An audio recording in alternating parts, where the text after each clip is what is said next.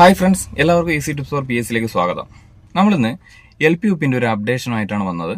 ഇപ്പോൾ നമ്മളൊക്കെ കഴിഞ്ഞ ദിവസം കണ്ടിട്ടുണ്ട് LPUP ആപ്ലിക്കേഷൻ കൊടുക്കേണ്ട ഡേറ്റ് വീണ്ടും നീട്ടി എന്നത്. അതായത് ഡേറ്റ് കഴിഞ്ഞിട്ടും പുതുതായിട്ട് വീണ്ടും സൈറ്റിൽ വന്നിട്ടുണ്ട്. നമ്മുടെ 707/2023 UPSC നോട്ടിഫിക്കേഷനും 709/2023 LPSC നോട്ടിഫിക്കേഷനും. ഇതിന്റെ കാലാവധിക്ക് കഴിഞ്ഞായിരുന്നു, എക്സാം ഡേറ്റ് ഒക്കെ വന്നതാണ്.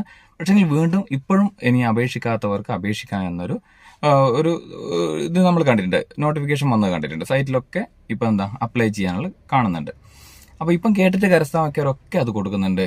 അപ്പോൾ അതിന് ഇപ്പം എക്സാം എഴുതാൻ പോകുന്ന ആൾക്കാർ അതിനെതിരെയൊക്കെ വിമർശിക്കുന്നുണ്ട്. ഇത് അനീതിയാണ്, അങ്ങനെ ചെയ്യാൻ പാടില്ല. അപ്പം കുറേ ആൾക്കാർ അതിനെ അനുകൂലിച്ചും പറയുന്നുണ്ട്.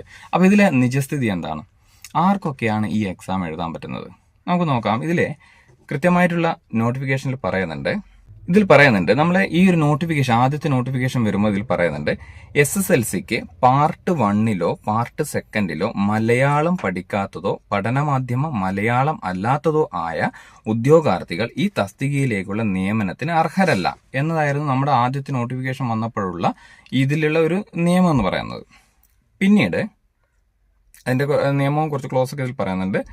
എന്നാൽ 24/2/2023 22/5/2018 ആ ഒരു ഭേദഗതി ക്ലോസ് നമ്പറാണ്.